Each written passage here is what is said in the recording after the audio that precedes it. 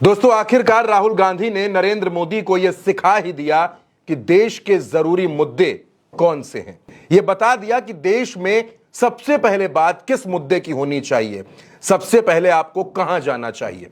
दोस्तों, याद कीजिए, वायनाड में इतनी बड़ी आपदा आई थी। राहुल गांधी उस आपदा के दौरान वहां पहुंचे, जिन लोगों की जान चली गई थी उनके परिजनों से मिले, उस जगह पर गए जहां पर यह आपदा आई थी, अधिकारियों से मिले, और राहुल के साथ प्रियंका गांधी भी मौजूद थी। और अब इतने दिनों के बाद आपको याद होगा, राहुल गांधी ने उस वक्त यह अपील की थी कि प्रधानमंत्री को वायनाड आना चाहिए। और अब इतने दिनों के बाद प्रधानमंत्री नरेंद्र मोदी को आखिरकार वक्त मिल गया वायनाड जाने का। प्रधानमंत्री नरेंद्र मोदी ने हवाई सर्वेक्षण किया, आसमान से यह जानने की कोशिश की कि जमीन की परेशानियां क्या हैं, लोग परेशान क्यों हैं, दिक्कतें क्या हैं।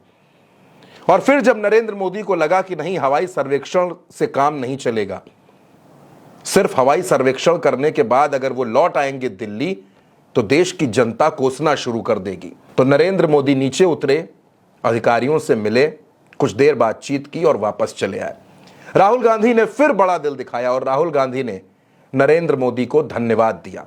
सोशल मीडिया अकाउंट एक्स पर लिखकर राहुल गांधी ने कहा कि वो नरेंद्र मोदी को धन्यवाद देते हैं क्योंकि वो वायनाड गए। लेकिन दोस्तों, यहां समझने की कोशिश करनी पड़ेगी कि आखिर वायनाड को लेकर ज्यादा चिंतित कौन रहा, वायनाड को लेकर किसने सबसे पहले वहां के दर्द को समझने की कोशिश की। जाहिर तौर पर राहुल गांधी 2019 में वायनाड से चुनाव जीते, 2024 में वायनाड से चुनाव जीते, लेकिन 2024 में उन्होंने वायनाड की सीट से इस्तीफा दे दिया। वो रायबरेली से सांसद हैं और वायनाड से उपचुनाव में प्रियंका गांधी चुनाव लड़ेंगी। लेकिन दोस्तों, यह राजनीति की बात है। अब बात यह है कि राहुल गांधी प्रियंका के साथ सबसे पहले पहुंचे और वायनाड के लोगों के आंसू पोंछे। सिर्फ वहां नहीं पहुंचे, देश की संसद में खड़े होकर राहुल गांधी ने कहा कि वायनाड को पूरे देश की मदद की जरूरत है और हमें वायनाड के साथ खड़ा होना चाहिए। Wayanad was hit by several devastating landslides. More than 70 people have been killed. Mundakai village has been cut off, and the devastating loss of lives and extensive damage is yet to be assessed due to the scale of the tragedy. I have spoken to the Honourable Defence Minister and the Chief Minister of Kerala. I request the Union Government to extend all possible support for rescue and medical care, immediate release of the compensation to deceased people, if that compensation can be increased as well, restore vital transport and communication lines, set up relief at the earliest and prepare a roadmap for the rehabilitation of the affected families. दोस्तों, राहुल गांधी संसद में भी ये मुद्दा उठाते रहे, सड़क पर भी जाते रहे, वहां के लोगों से भी बात करते रहे और वादा भी किया कि कांग्रेस वायनाड के लोगों के लिए घर बना कर देगी। ये वादा राहुल गांधी ने भी वहां किया। लेकिन प्रधानमंत्री को वायनाड तक आने में कितना वक्त लग गया, ये आप भी देख रहे हैं। प्रधानमंत्री को राहुल गांधी से पहले पहुंचना चाहिए था, क्योंकि नरेंद्र मोदी प्रधानमंत्री हैं, सत्ता उनके पास है। लेकिन राहुल गांधी, जिनके बारे में लोग उनको शैडो प्राइम मिनिस्टर कहने लगे हैं, एक मजबूत नेता विपक्ष की भूमिका को राहुल गांधी अदा कर रहे हैं।